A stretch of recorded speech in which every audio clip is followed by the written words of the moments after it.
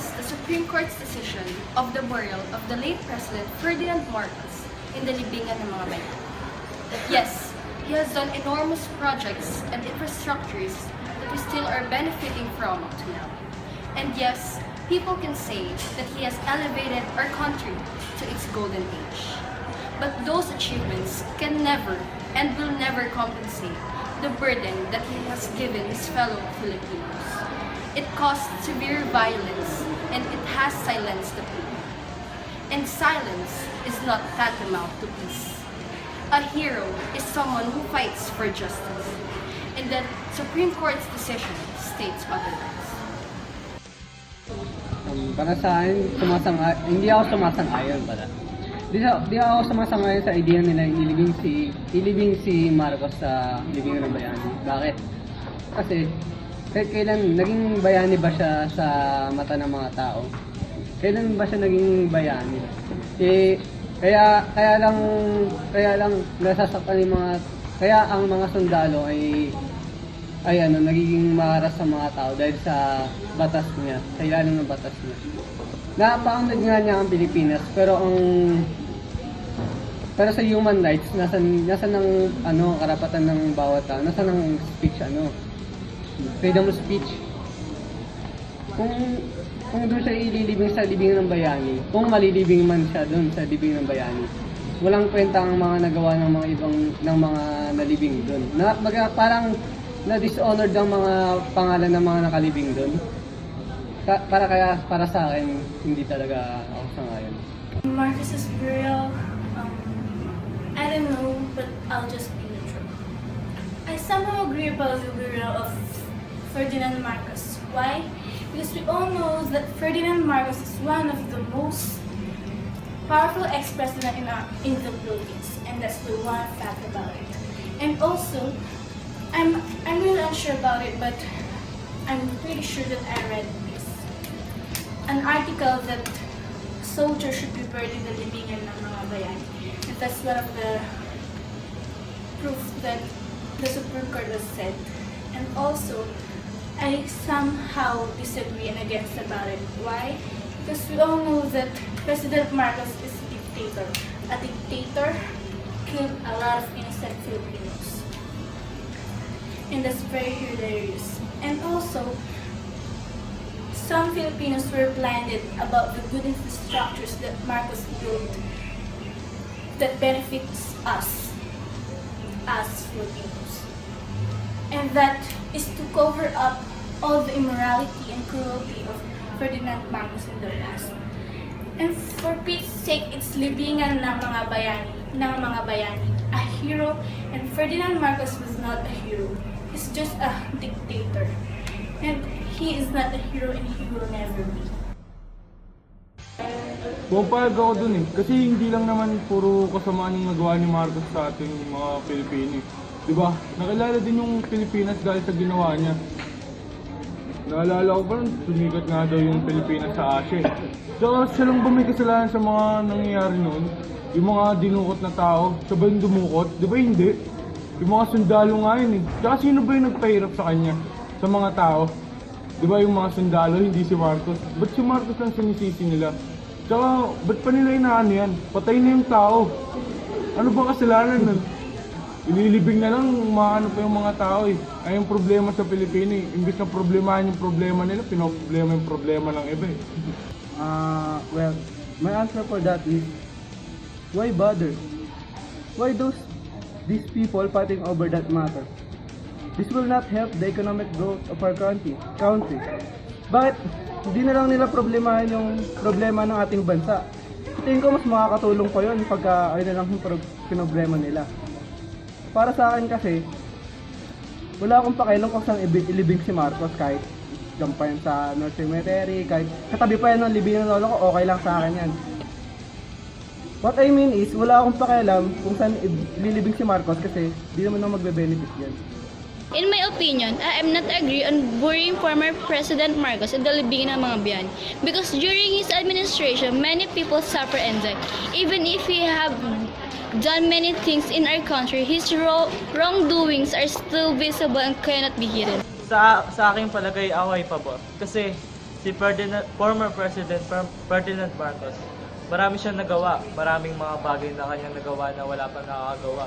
Tulad ng mga magagandang building na wala pang nakakagawa hanggang ngayon. Tulad ng LRT. Marami siyang napatay ng mga tao pero para ito sa ikakabuti ng ating pamahalaan. Tumaas ang ating ekonomiya dahil sa kanya. Naging kapantay natin ng USA dahil sa kanya din.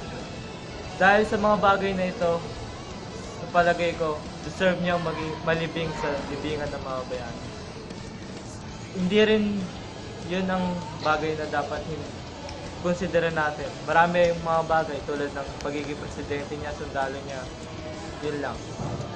So, pabor ako sa pagpapalibing kay Ferdinand Marcos. Para sa akin, hindi siya bagay na malibing doon sa libingan ng mga bayani. Kasi una sa lahat, yung pangalan na yun, para siya sa mga taong may ginawang maganda at sinakripisyo yung buhay nila para lang magkaroon tayo ng maayos na lipunan. Pero kung sa lagay niya, hindi siya bagay na malibing doon. Kasi una sa lahat, ang hindi makakalimutan ng tao ay yung karahasan na dinulot ng martial law. At saka, wala din siyang karapatan doon. Kasi una sa lahat, marami siyang mga taong pinatay at hindi makatarungan yung batas na martial law. Oo, maganda siya kasi mas naging disiplinado yung tao. Pero yung gamitin mo yung martial law bilang dahas para tumino yung mga tao, hindi siya nababagay doon. At saka, nung nakita ko yung libingan niya na meron pa sa ilalim ng lupa na parang i-refrigerate ulit, parang hindi siya fair para sa lahat. Kasi yun nga hindi na nga siya pwede doon, hindi na nga siya bagay doon na ilibing. Pero pinagpilitan pa din na doon ilibing. At saka, kung ililibing mo siya, dapat hayaan mo na mabulok yung bangkay ng tao doon. Hindi yung i-refrigerate mo, hindi naman siya special na tao. Although president siya, hindi siya maituturing na special na tao para pagawan ng ganun. At saka, kung libingan lang naman ng mga bayani, yung paglilibingan niya, sana binago na lang yun. Hindi na libingan ng mga bayani, libingan na lang ng mga pangulo. I disagree on burying the former president in the libingan of bayan. Since for me, he's not a hero. It's true that he have done many good things in our country. Still, it cannot be measured on how many people have died during his term. Also, he can't be considered a hero just because he led our country for about 2 long decades. For me, everyone have a privilege and authority to take advantage from the opportunity to enter or bury our body from the sacred place, which is the living. So if you ask me from the current controversial Ferdinand Marcos, which is he was our past president, I am proud to say that I am favor for that. Because I think we need to forget everything. We need to forgive him. Even I did not experience his dispensation from our beloved country. And also, even he was disparagement to our country. I think as a soldiers, he executed the love and the prosperity to our beloved country. So, just say, I need to say it because I think it is the good, not for individual, but for the common good. If we need to change our country, we need to start it to our personality. And after that, we apply it to our country. Kung pagpapalibing sa kanya, pabor naman ako na ilibing siya sa libingan ng mga bayani. Kasi lahat naman ang namamatay, talagang may karapatan ilibing. Pero alam ko naman na inilibing yung mga tao sa libingan ng bayani para matandaan sila ng mga tao. Eh hindi naman talaga total yung katawan mo yung kailangan dun. Pangalan mo lang, kahit nasaan ka pa ilibing, basta alam ng mga tao na may ginawa ka mabuti, matatandaan ka nila. Kaya pabor ako kahit saan ilibing si Marcos, kahit hindi sa libingan ng mga bayani, ayos lang. Pero kung sa libingan talaga ng bayani, mas okay kasi syempre kilala siya ng mga tao. Tsaka ang kilala din siya ng mga tao sa nagpaunlad ng Pilipinas. Kaya para sa akin, ayos lang. Sa totoo lang, hindi talaga ako pabor. Kasi, nung naging presidente siya, oo, marami siyang mga napagawang iba't ibang struktura, mga proyekto. Pero ano nga bang naging epekto ng isang diktator na pangulo sa bansang Pilipinas? So, pinatupad niya ang martial law. Nung pinatupad niya ang martial law, parang mga Pilipino ay nawalan na ng karapatan, kalayaan, at mahipayag ang kanilang mga sarili sa pamahalaan. So, yung panahon ng martial law, maraming napapatay, maraming nakulong, at maraming mga inosenteng nadamay dahil sa mga karasang ginawa ng pari. So, ngayong 2016, nailibing na si Ferdinand Marcos. So, hindi talaga ako pabor. Kasi, noong panahon ng EDSA People Power, na ipanalo ng mga Pilipino ang kalayaan ng bawat isa laban sa isang diktator na pangulo. Ngayong nailibing na siya, sa tingin ko talaga, isa tong hindi karapat-dapat na gawin sapagkat parang natapakan ang karapatan ng mga Pilipino nung panahon na ipinaglaban nila ang kanilang kalayaan. So, bilang isang estudyante, hindi talaga ako pabor. For my own opinion, I disagree on burying the late President of the Philippines, Ferdinand E. Marcos, in the libingan ng mga bayani, because even if he had done so many good things for our country, such as economic growth, infrastructure, houses, buildings, etc., still it cannot be a good reason for him to be considered a hero and to bury him in the libingan ng mga bayani. They must consider all the people who suffered and died because of his 2-decade term or administration. Isn't it ironic that all people who is being buried in the libingan ng mga bayani did give and sacrifice their life for the sake of the country, while former President Marcos became the reason why many lives have lost? That's the reason why I don't want former President Marcos to be buried in the libingan ng mga bayani. Sumasang-ayon ako sa pagkakalibing ng dating Pangulong Ferdinand Marcos sa libingan ng mga bayani. Dahil nararapat lamang na mabigyan ng panghabang buhay na katahimikan o kapayapaan ang taong pumanaw na. 1,000 killed, 35,000 sexually and physically tortured, 70,000 imprisoned, billions plundered, zero apologies. I'm Geraldine Halog, and I'm not in favor of the controversial burial of the late President Ferdinand Marcos in the libingan ng mga bayan. I don't need to exist in the 80s just to know how dark and tragic martial law was. The oppression, the human rights violation, and the killings can't be hidden forever. His burial will not result into the healing of the nation. This only means that our justice system has become more virile. I stand as one with those who cry for justice. I am a student, I am a teenager, and I am a millennial, and I know that Marcos is not a hero. For me, I am not in favor for the burial of Marcos in the libingan of mga bayan, because many people who suffers in the past did not obtain the authority, especially the justice. Anti-Marcos said that they will not stop rallying for the decision they've done for Marcos because the people in the past is not readily moving on and not committing their human rights. And as I watch the news, Duterte surprised the people by burying former President Marcos earlier than expected. That is why no one get a chance to a hindrance about the burial.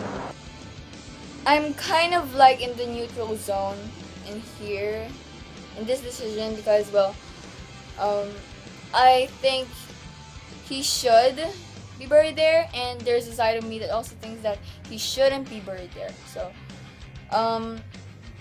I think that in the side that I think he should be buried there is that because, well, after all, he served the country, he became a president, he did a lot of projects that were good for the Philippines, and, well, he did a lot of good stuff too. But despite that, I think that he also did a lot of bad stuff, like him being dictator and punishing a lot of people, killing them, and that's why a lot of people are against this decision by the President Duterte. So, well, for me, I think we should just forgive and forget. Well, since in my religion, I believe that if God can forgive, why can't we? I agree about his power. He proclaimed a lot of projects that suits in the needs of every Filipino netizens, and it caused a big change for us. And with that, until now, we still embrace those successful platforms of him. But I disagree about his burial in the libingan of ng mga bayani. I'm not in favor of Marcos being buried in the libingan of mga bayani kasi nga, masasabi man natin bayani siya. Kasi nga, ang dami niya napatay, ang dami niya tinorture, ang dami niya ninakaw na kaba ng bayan. Masasabi pa natin bayani siya. Tapos ang dami pang sinasabi ng mga tao. Ito based from my background information about martial law lang. Based from what I learned. Di talaga siya karapat dapat. Tapos mga stand ng mga pro-Marcos, madami siyang napagawa. Such as NLEX, SLEX, LRT. Pero, tama ba talaga? Trabaho niya naman na bilang presidente na gumawa ng mga ganun. Kaya, ang final statement ko ay hindi siya karapat dapat sa libingan ng mga bayani. For me, it's okay. Because, syempre, he is a president and he deserved to be buried in the libingan of the bayani. So, and second, he became a soldier of the Philippines.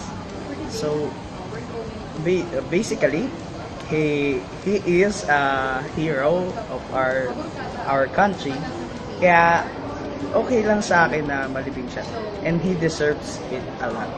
Papayagan daw ba natin ilibing si Ferdinand Marcos sa libingan ng mga bayani? Of course not.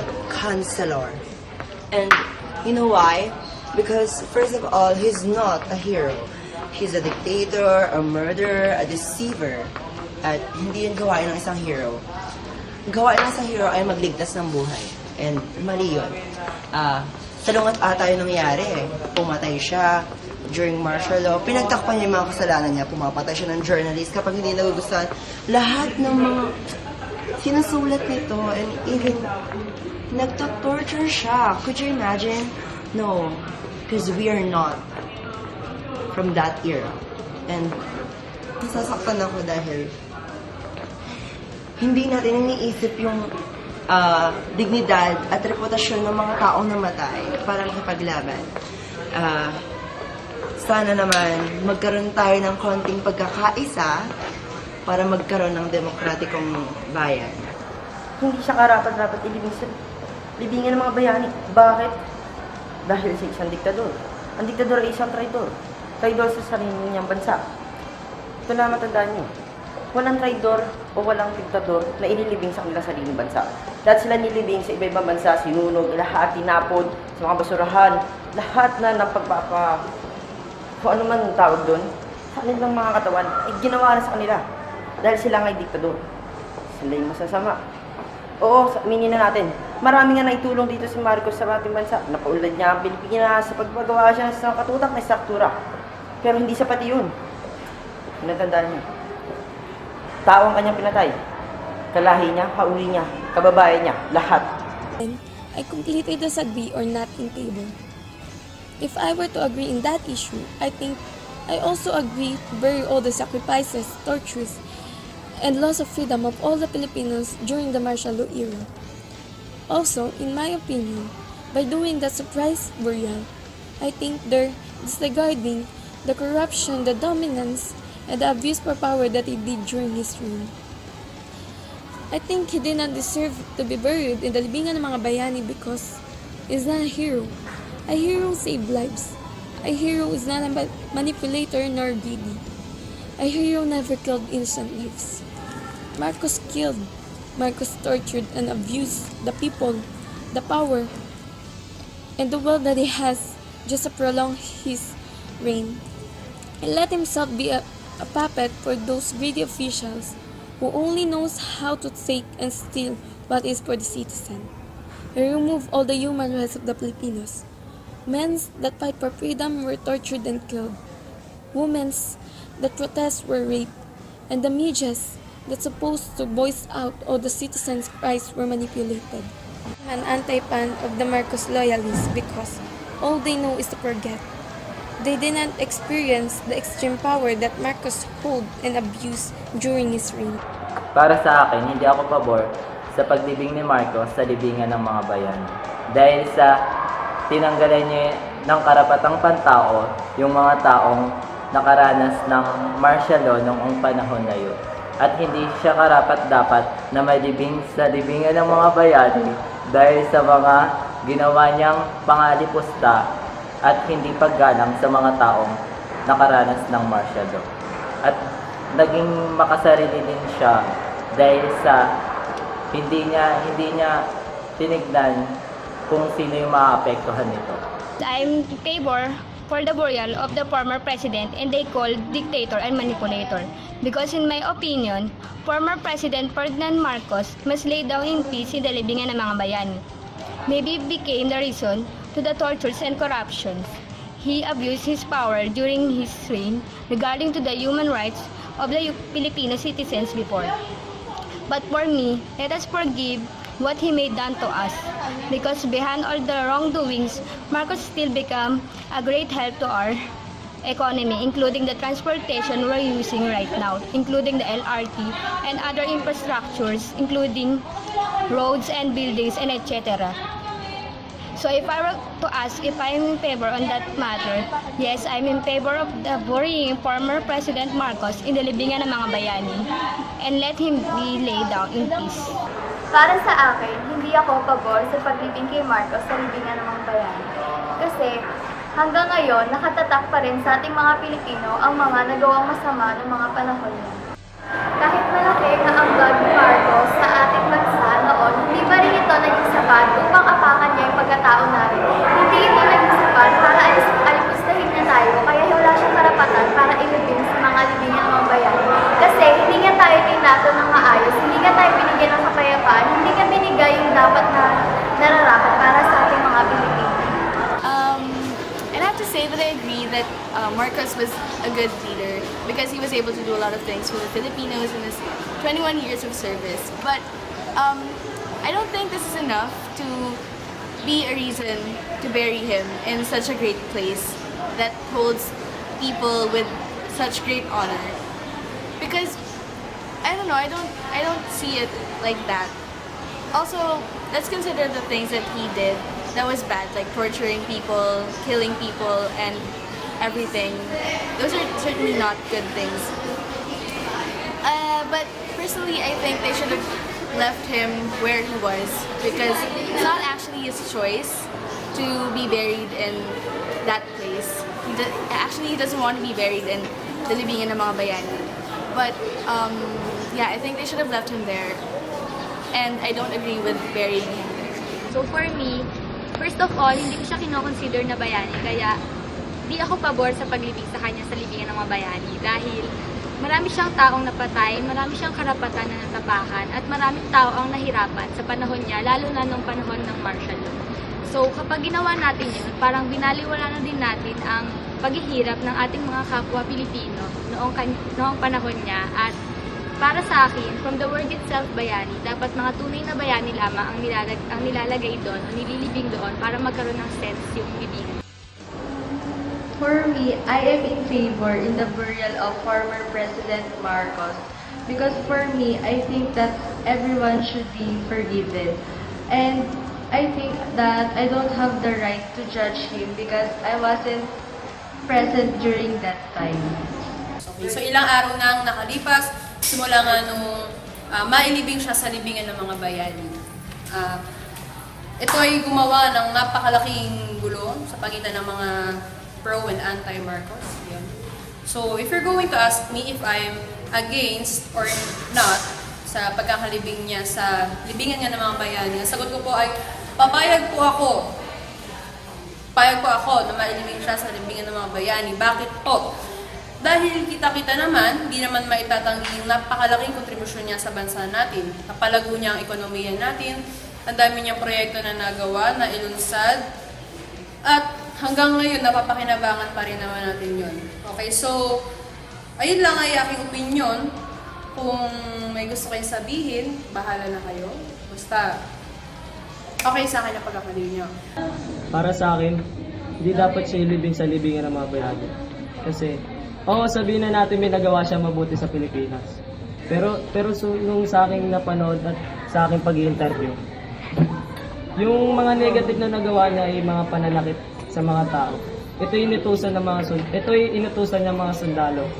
Wala naman nagawa yung mga tao na masama sa Pilipinas. Pero bakit? Bakit dapat nila ganunin? Maraming nagtiis ng mga tao sa pananakit ng mga sundalo. Hindi naman lahat sagot ang kasakitan. Dapat pag-usapan lamang. The issue regarding the controversial burying of the body remains of the late President Ferdinand E. Marcos has been the subject of discussion in many schools, government offices, public places, as well as various tabloids and other newspapers. Many people were dismayed when the burial of the president was made hastily without properly informing the public, especially those people who were against the idea of his burial in the National Hero Cemetery located in the Taguig, Metro Manila. It is in my personal opinion that President Ferdinand E. Marcos should not have been buried in the National Hero Cemetery because there has been no valid proof yet to claim that he is a hero. Although he accomplished many great things in our country, especially the construction of buildings, roads, etc., but the damage and harm he did to our country is too much that he deserves no special attention in burying his corpse in the National Hero Cemetery. Bilang isang kabataan, ako ay sumasang-ayon sa pagkakalibing ng dating Presidente Ferdinand Marcos dahil naniniwala ako na malaki ang naiampag niya sa ating bansa, lalong-lalo na sa pagtaas ng ating ekonomiya. Naging diktator man siya ng bansang Pilipinas pero hindi natin alam ang buong katotohanan para isisi sa kanya lahat ang nangyaring karumal-dumal sa ating bansa. Para sa akin, kasi antay ako sa pagpapalibing ni late former President Ferdinand Marcos dahil parang niyuyurakan yung ating hustisya, yung mga sakripisyo ng mga Pilipino noon upang mabigyang hustisya yung mga pagkamatay ng mga kamag-anak nila sa panahon ng martial law. So, ako din, antay ako, against ako dun sa pagkakalibing ni Marcos doon sa libingan ng mga bayan. Since sinabi niya na ayun nga, na natapakan yung mga sakripisyo na ginawa ng mga taong nabubuhay noon sa irang yun. Parang bilang isang presidente, dapat aware ka din sa mga nangyayari sa bansa mo. Siyempre, dapat hindi mo hahayaang sa taong bayan mo na pinagsiservan mo na mangyari yun sa kanila. Na dapat hindi ikaw yung mismo pa na magpaumpisa ng torture, ng lahat ng hindi magandang mangyayari sa kanila. So, against ako kasi parang hindi naman siya, hindi hero ang dating sa akin ni Marcos sa lagay niya na yun, nung era na yun. So, ayun, I'm against it. I don't really wanted to give my opinion about that issue because I think I don't have the right because I wasn't present during that time. But since we were asked to, my opinion is that I think he shouldn't be buried at the libingan ng mga bayani. Why? Because there are still some issues that weren't been solved up until now. Some says that he is not the one who ordered all the killings and torture during that time, but some says that it is him who ordered that. So I think unless those issues are not being solved yet, he shouldn't be buried at the libingan ng mga bayan. I am in favor of that because he was so smart. He did such a lot of smart things. Our economy way back was very good, and the Filipinos are very disciplined like now. Then people now are complaining now because they want change, but then why are they complaining about Marcos?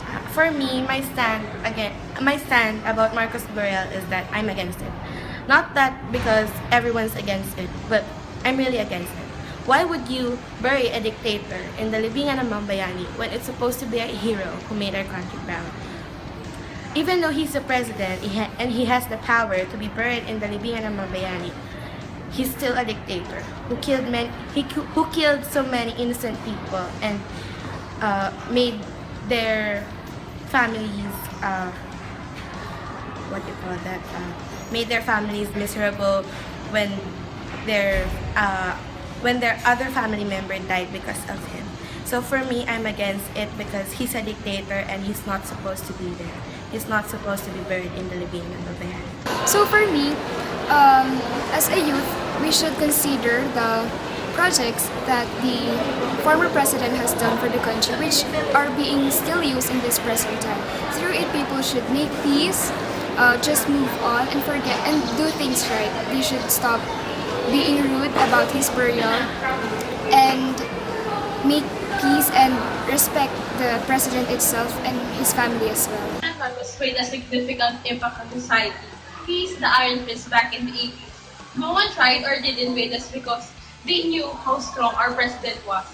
He's fearless and he has the willingness to serve the Filipino people.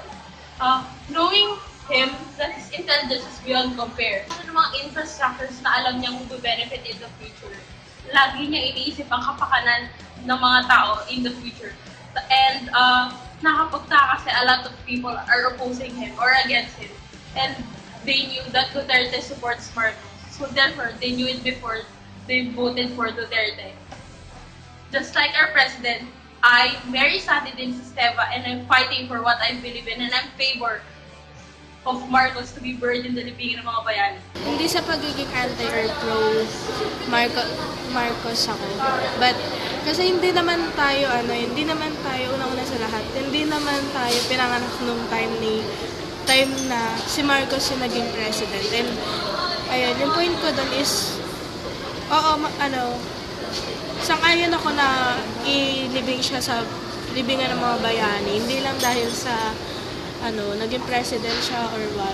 Kasi siya sundalo din siya, ganyan. Tsaka, hindi naman lahat ng sinasabi ng mga taong namatayan or tinorture or mga naging sinalvage ng time ni Marcos na siya yung gumawa nun. And wala namang proof din yung iba, ganyan. And dapat lang talaga na ilibing si Marcos sa libingan ng mga bayani kasi marami siyang ginawa, ganyan.